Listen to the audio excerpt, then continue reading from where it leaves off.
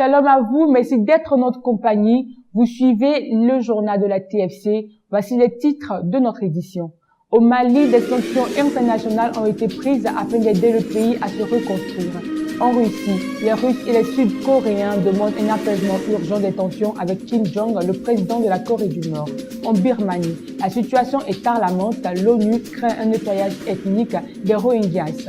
Aux États-Unis, en Irma, les Antilles sont en alerte rouge face à l'ouragan qui se rapproche. En Europe, la France va bientôt se doter d'un drone armé. Nous revoilà sur le plateau. Commençons à présent notre déroulé d'informations par l'Afrique. Au Mali, l'État malien peine à faire fonctionner institutions et administrations. Surtout en ce moment où le pays traverse des bouleversements sécuritaires, des fonctions internationales pour aider le pays à se reconstruire ont donc été prises. Le Conseil de sécurité des Nations Unies, à la demande du gouvernement malien, a finalement dit oui à la mise en place d'un régime de sanctions et d'un comité chargé d'identifier les individus ou entités fautives. Le reportage en images.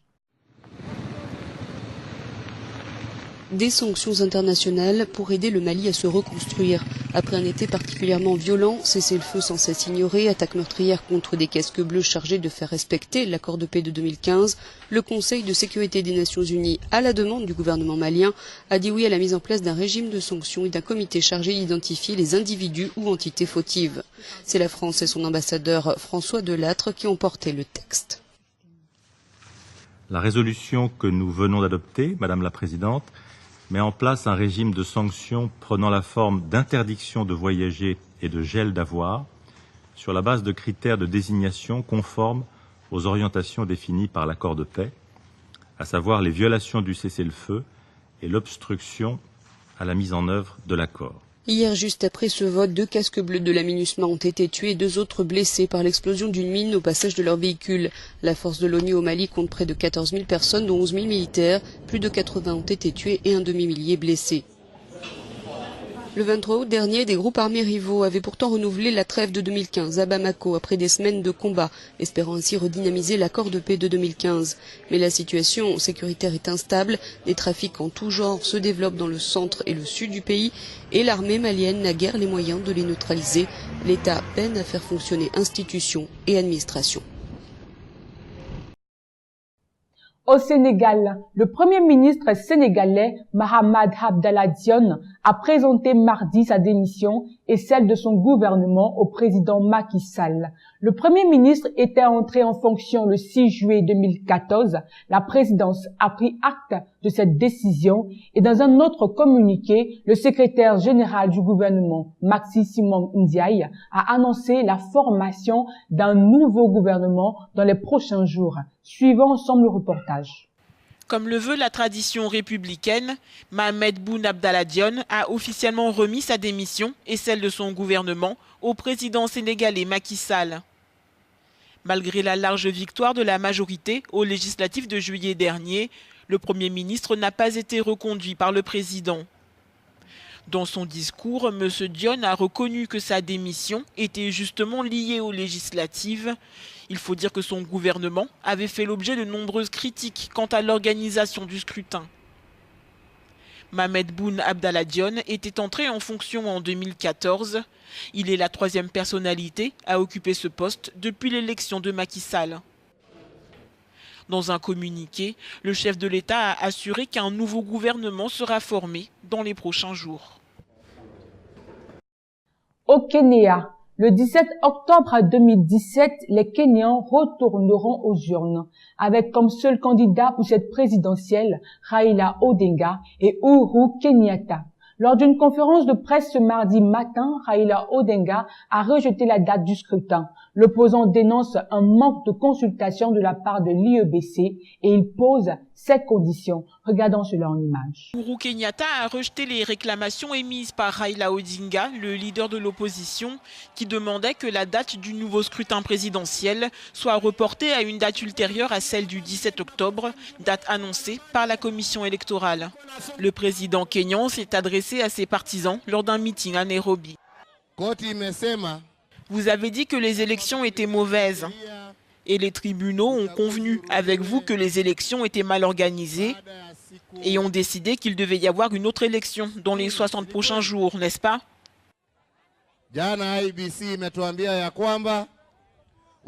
Hier, la commission électorale nous a dit que les élections se tiendraient le 17. Je veux dire ici que comme nous étions prêts le 8 août, nous sommes prêts pour le 17. L'opposition a posé certaines conditions à sa participation, dont le départ de plusieurs responsables de la commission électorale et un audit du système de vote électronique. Poursuivons dans le reste du monde.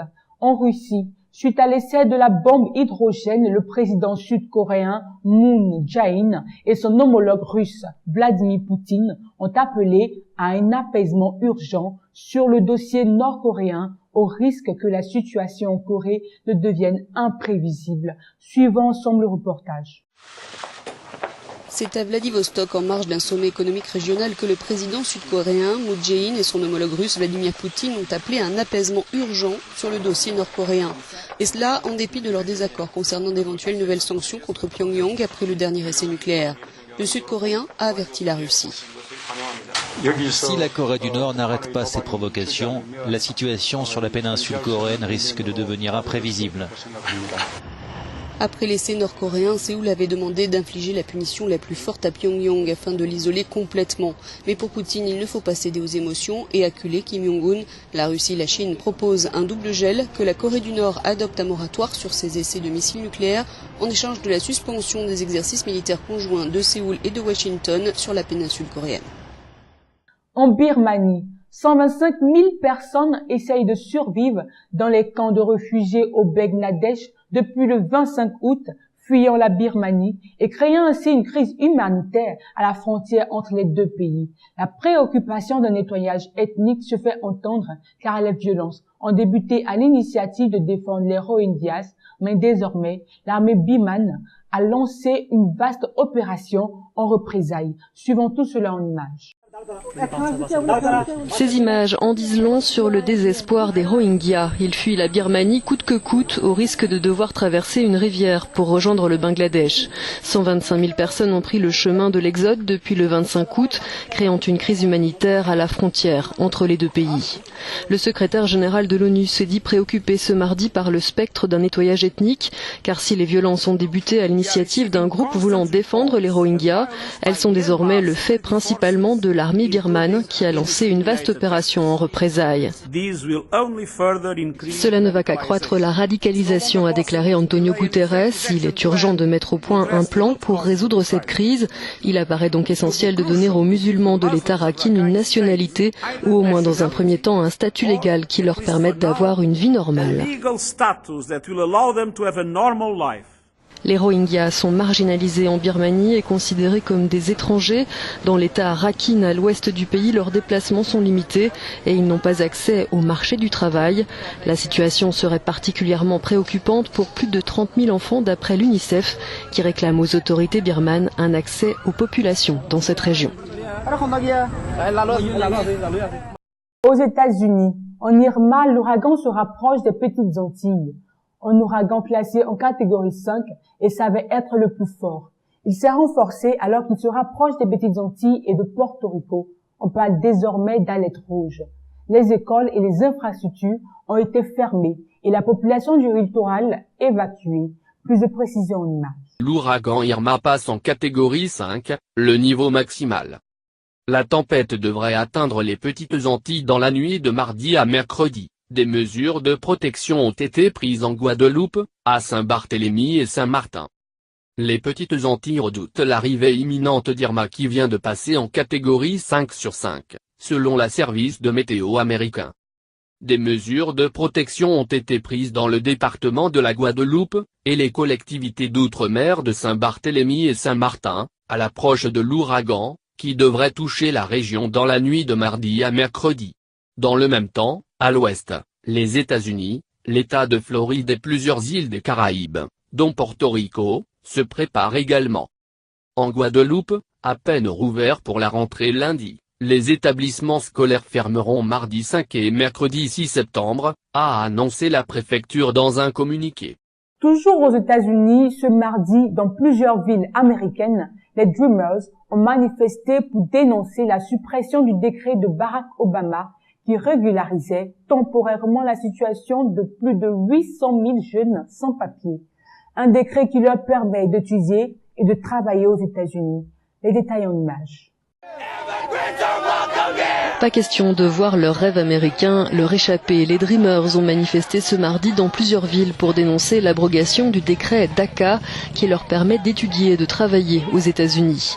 Ces jeunes arrivés illégalement sur le territoire américain avant leurs 16 ans s'étaient vus offrir par l'administration Obama une existence légale en 2012, une mesure touchant 800 000 sans-papiers que Donald Trump a décidé de supprimer. Flor Reyes vit à New York. Elle est arrivée du Mexique aux États-Unis quand elle avait 2 ans avec ses parents.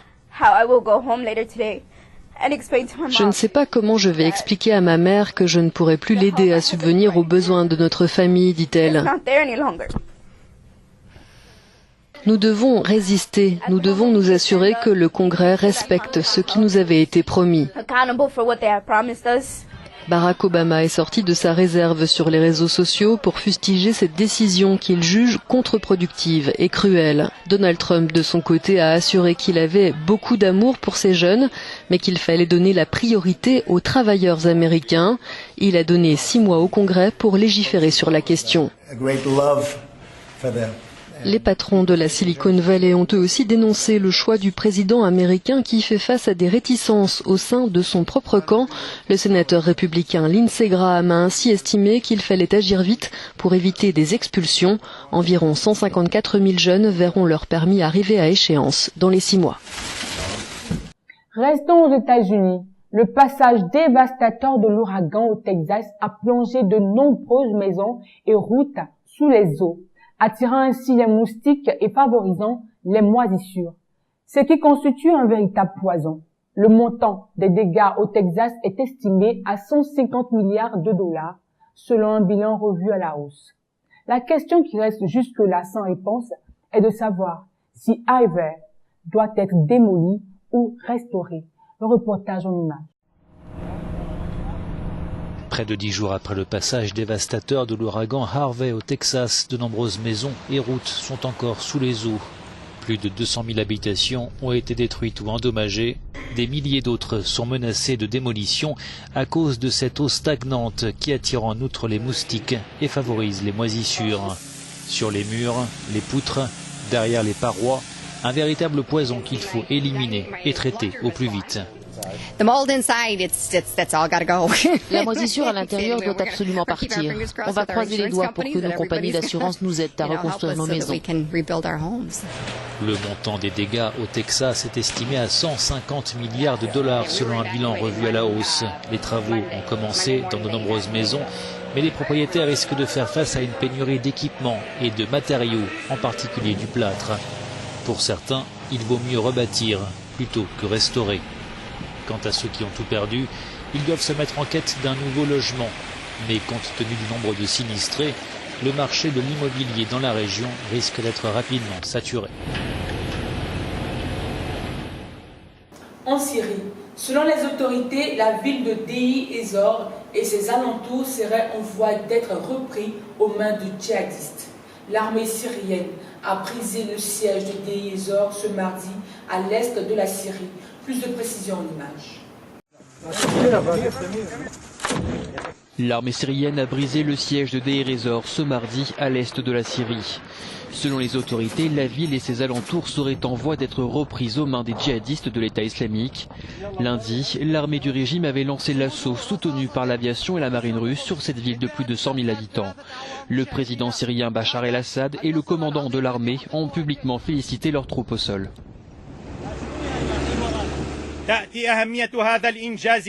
Ce grand succès contribue à modifier notre stratégie dans notre guerre contre le terrorisme. Il confirme les capacités de l'armée syrienne et de ses alliés à imposer une sévère défaite aux groupes terroristes qui veulent diviser la Syrie.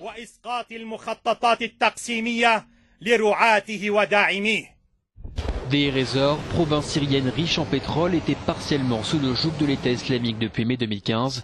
Une victoire pour Damas qui signe le début de la fin des djihadistes d'après l'armée. En France, ce mercredi, une charte commune sur les relations de travail et le bien-être des mannequins a été signée par les deux géants de la mode, LVMH et Kering. Ils bannissent les mannequins trop maigres et trop jeunes de leurs agences. On assistera désormais à de nouvelles règles et de nouveaux critères de sélection dans toutes les grandes agences de mannequins en France. Les détails en images. Les mannequins trop jeunes ou beaucoup trop maigres n'auront plus leur place chez Kering et LVMH. Les deux géants français du luxe ont publié ce mercredi une charte commune sur le bien-être des mannequins.